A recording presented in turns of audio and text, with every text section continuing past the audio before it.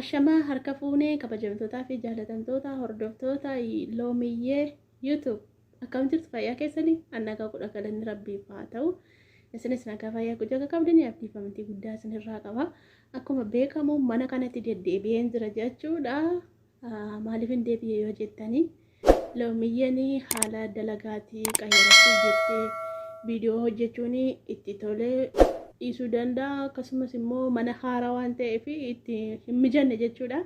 Sanaaf piraankii ishee warratti galagashee piraankii ishee warratti hojjedhee viidiyoo kana kennaafi jechuudha.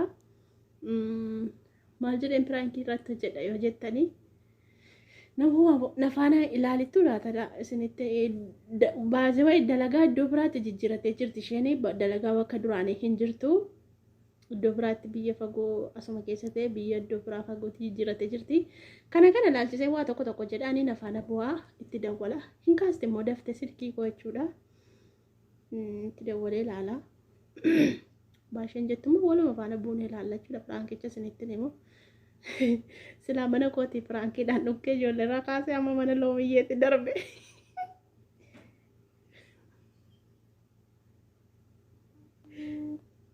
Hello. Halo Loomi akkam? Nagaa keedha sabbantu kam jirta? Nagaa galata rabbii akkamati? Nagaa koodha galata isaa akkamii beektu jirta miti? Jirra kunoo akkamati fayyaa keetii dalagaan akkam? Dalagaan bareeda galata isaa akkami si biratti? Na biraa bareedduudha akkam dalagaan sii ta'ee? Dalagaan bareeda dhugaa naa ta'ee jira galata waaqayyoo akkamati si biratti mee bareedda miti? Na biraa bareedduudha rakkoon tokko iyyuu hin jiru. Akkam maatii jinoo wal bartee? Wal babbaree jira oomaan jennu dhugaa wal baranne. Maashaallah. Biyya ormaatti wallaaluun jettu akkuma ta'etti itti babbaranna. Nee hin barama maal godharee baruudha malee. Ittiin nama barsa. Naguma deemte ka naannoo kana maaf deemteetti dalagaan hin jiru moo bakka jirru kana dalagaan hin jiru moo akkamitti iddoo fagoo sana deemte? Dalagaan achi jiru beektaa isuma jedhee tan deeme. Innaa dalagaan hin jiru isuma faffagaadhee. Achitti kaa dalagaa dhabeetu man taa'aa ture isaaf jedhee faffagaadheen jettu deddeemee xaxxaarrachuu naa wayyadhe.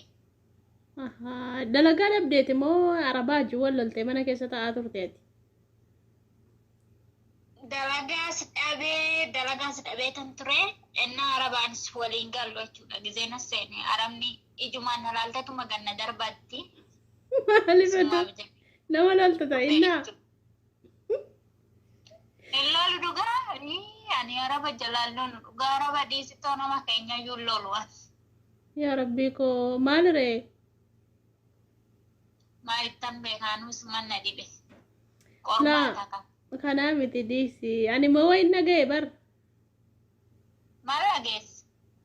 Waan ta'e naga'e dhugaadha ta'e soba ta'e hin beeku gaa oduu namaati. Egaa waan isaan beennu malee kan itti mana taa'aa turtee fi baqattee kana jechuu oduu wayi dhaga'e gaa namni nama waliin yaafataa miti ree nama dudduuba. Balambu. Maalidha? Inni foofte siin jedhan moo maal goote siin jedhan?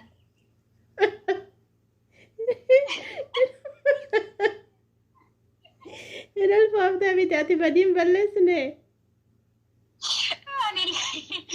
Ani badiidha di balleessan jiru faa yoo ulfooftee fulfaaf hojjechuu dadhabde yoo siin jedhaniif ani beektaa. Laa kanaa miti badii kan biraan balleessine ergisuu ni dhufte ji'uma muraasa kana dura. Laa dhugaa wanti nani balleessan jiru maal goote siin jedhanii? Maalan beekaa ani oduu namaati ta'e hin beeku malee warqii araba jalaa hatteetu gurgurattee akkatti dalagaadhaatti dhabdee mana taa'aa turte arabi barbaadaa turanii jedhanii suuraa kee fa'aa walii gaffuudhanii feesbuuk irra fa'aa tuktuk irra yuutuub irra suuraa kee maxxansanii si barbaadaa turan jedhanii akkamittitu warqee arabaa fuutaati. Yee balaan buute. Edaa ijoollee namni jira dheetuma dhaabbatee deema malee edaa du'aa kootu dhaabbatee deema jechuudha. Eenyu akkana siin jedha sabboontuu ta'u. laa namannatti mee ati maa akkana goota maali amma hojii dhabdee rakkatte ijoollee keenya na rakkadhette keessaan ijoolleen gaafattu yoo rakkatte maali utuu fayyaa qabdu immoo dalagaan daladdu maaliif waan namaa fuutaati maa maqaa nu balleessita.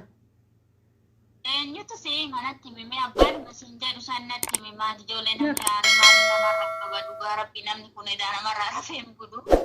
Laa dhuguma jedhanii ano namni tokko raan dhagee garuu namtichi sun immoo nama sobuu miti ati maaliif akkas goota maan na rakkadhee jettee ijoollee dhufteen gaafatu waan nyaatu waan dhudhu yoo dhabde namni sii kennaa ijoolleetti bebbeettu waan fedhe damoosa jiru tokko yoo sii geenye maqaa nun balleessitu ko oromoo maqaa cabsitee maqaa nyaatte. Amma sabban tura geeffadhu laalnatti boxaminiiti ani gizeena naari wannan dubbadduun beekoo jechuudha. Aramni kan warqii riisitoo aartee malee maal mana keessaa qabdi iyyuu aramni maali warqii maali tana ta'uu fiiku maali ijoolleen akkeessa namaan beenne maalidha wannan dubbadhu na wallaalchisee maal sabboon turugaa abbaa sitti misan natti himee. Laa sitti iyyuu nimi koo waan si jaaladhuuf sitti hime malee bakka cinqamee waan si jaaladhuuf maanii osoo rakkatee bira dhaabbachuu qabaatu nasi nyaadhee utaalaa fi guutuun uffadhootu maal jedhu akkamitti hojii dhabdee waan namaa fuuti jedheen nanaaren baay'ee tokko bakka qalbiin kona cabbe baay'ee si jaalladha dhugaa rabbi. Sabboon to'amai namni nama jaalatu tokko namatti himaa ishee abbaa sin jedhe sana natti hime isheen abbaadhuma naan jetti sana abbaadhuma kana naan jettu sanan barbaada. Ani ijoolleedha ani jira dheetan dhaabbadhee deemaa dha ani du'een lafa jala jira jechuudhaani. Naa inaaraniiti yeroo baay'ee sitti dhima deen sodaadhe ati inaaraniiti bakka hin fuune ati dhugumaan. Dhugaa waaqaan hin fuune kan nam beenne naa oottu etteedhan cittoon maal ijoollee dhugaa rabbii namni kun akkamuma godhu na oduudhuma namaa kan akkama godha sabboontu maal jechuun jirta hin qalladdamoo dhugaa ittaa. Maalaan qallada qalliin isa akkasii jira qalli isa akkasii miti qalliin kan qalladan anuu sin gaafadhuun ture iyyuu bara qallii miti. Dhugaani jecha akkanaa kana achumatti bakkuma bubbukeeffatanitti dhaqaa bukeeffadhaa dhugaa maali yoggaa fuudhuna duuba deemanii na argamu eenyumaan ishiin akkana naan jettu suni. Namatti jaallattu tokko naan jedhe koo namatti amantu namatti jaallatteetti sittu. Nama cirraash namoonni ni jaalladhee namoonni ni garaatii irra godhadhee itti siqumu.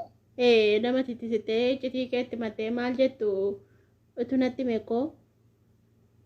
Eenyudha isheen natti hime eenyudha abbuma dhimma ishii kan bara dhugaa. Ateen gaafattu hin gaafattu kaa. Dhaqeen gaafadhu natti himi. Ani waa nama dhossuus hin beeku iccitiisa namni dhossedhe natti mattus ani dhossuu hin beeku namni natti himusi. Ateen gaafattu taanaan sitti hima yoo didhattee gaafatte immoo sitti himu. Dhaqeen gaafadhu eenyudha ishiin natti himi. Eenyudha otuman gaafadheeyyuu jechuudha.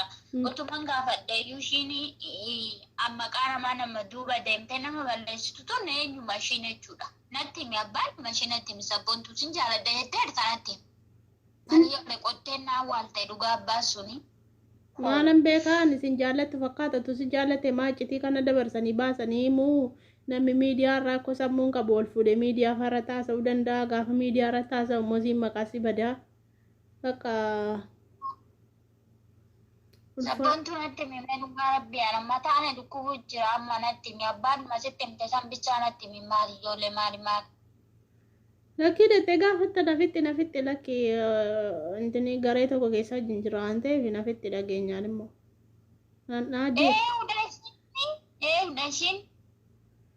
Naajjeefti nama takkaan jaallattudha. Ishii nama nani jaaladhu keessaa si gaafadhu. Nama nani jaaladhu Abeeloo Bidaa warqiin hin jaaladhaa. Kookeetii ara ijoollee baay'een jaaladhaa. Garee keenya keessaa. Ijoollee kana keessaa. Ijoollee keenya keessaa gaa kan akkasiin jedhe himuure ateen gaafatte nan qaanessitu. Warruma nama siin jedhe keessaa moo akka isaanii alaa wayni immoo dafii natti dhugaa sabboon kana nama maqaa nama na waaqsisiniitu ijoollee kun immoo jibbuu danda'u dafii abbaa shinatti mi'a. Abbaadhuma shinatti mi'a. Abbee loofii takka naan jedhe gara beetta ba'u. Rabbi.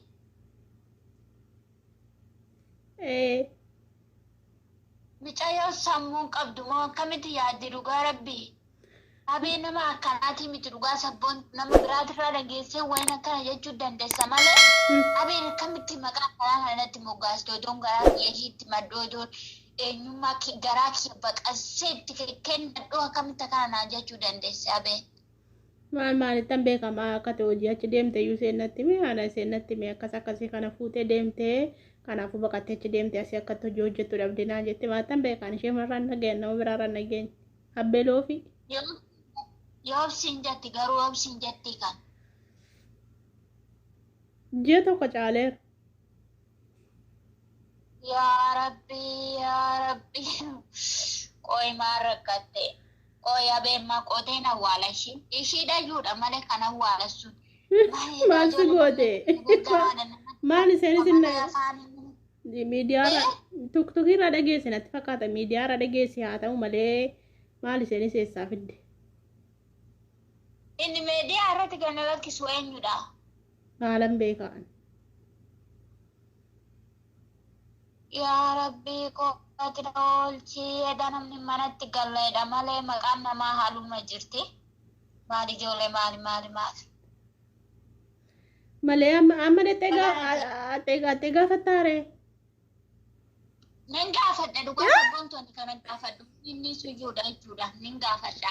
Maal seeti? Qooyi abeen bakkuma dubbii kana fidde naa fuudhuu qabdi malee. Baachuu isheeti. Kaa'een badagaa nan bada yuutuubitti cufeen badagaa nan argattan hattee gaafata taanaan nan argattu yuutuubii konnan cufaa silkii kolli nan qayyaradha silkii meeqan qaba amma yoo bira siimii konnan qayyara silkii gaafadhu leesh nan gaafadhu hin gaafadhu naan hin jenneet hin gaafadhu naan jetteen harkaan fuunee atamatti deebistee nan gaafaddatta hin gaafadhu hin jennee. Odoositee maqaa gurraacha kanaa kussii bahee callistee laaltaa silaa odoositee iyyuu akkamitti laalta? Gaafadhu gaafadhu haa ta'u deemnee gaafadhu. Nan gaafadha. Sabboontuun natti beektee mudhatte gaafattaa? Abbaa teettoo deessitee atuu beektaan immoo maafan nama natti misitti man jedhaan ka. Shini oona bakka baay'eetti na odeessite ta'a. Sabboontu dhugaa baay'ee guddaa galatoomii dhuftee natti himuu keetiifuu. Maal ijoolleedhaa gurra abbaatti tubboodhaan jedhan sun dhugumame dhugaa. Tubboodha dhugaa guddaa. Akkasii ani viidiyoo si waraabutti raabbee. Akkuma dhageessanii loomiin silkii aarteen irratti cufatte jechuudha. Yoo danda'ame itti deddeebisee yaala ilaala garuu yeroo meeqatti deddeebisee yaalaa ture. Kaasuu hin dandeenye jechuudha amma yoo wanaatti eegaatiin ture narraa kaasti jedhee bakka naannoo isaatii lama olii eegee ture bilookii nan goone garuu narraa kaasuu diddee amansiiseen jira akka piraankii ta'e piraankiidha jedheenii jira garuu hin diddee waan akkasii piraankiin maali naan jetteeyyuu inshaallah yoo isin tole jette viidiyoo nan ergaaf jechuudha akkuma mata duree irratti isinii waraabee viidiyoo isheedhaaf hin hojjedha jedhe. Akkasikaa uummata qashtii yoon balleessee dhiifama naa godha koomentii jalatti yaada keessan naa barreessaa garuu dhaqeeqinaan nan arrabsina piraankiidha isiniif haa galuu isheen inaarte baay'ee jechuudha kanaaf dhiifama nan gaafadha inshaallah garaanaa laafti jedheenitti na yaada amammaatti eegee dadhabee wallaa nan ciise iboodhaan telegiraamiin karaa meeqa dawwaleetiin dadhabee hin kaafne. Kanaafiyyuu loomii tiyyaa baay'ee si jaaladha baay'ee si kabaja iddoo guddaan siif qaba naaf jiraadhu lubbuu tiyyaa dhiifama naaf godhii natti naarni piraankiidha asumaaf hojjechuuf jedhee piraankii kana yaadee fidee dhiifama naa godhii abbee loofiillee atillee dhiifama naa godhii siin jedha abbee tiyya qaalii habiibtee ruhii piraankiif jecha ni gaa'olee gadi deddeemee faffaalee. Uummata walitti laaqe jechuudha abbee tiyyaa dhiifama naaf godhii piraankiidha abbeen akkas naan hin jenne kanumaayyuu nattaasoftee hin qabdu ittuma walitti fakkeessuudhumaaf walitti diddire jechuudha jara gara warraa dhiifama naa godhaa waan dhaggeeffataniif guddaa tokko galatooma baay'ee.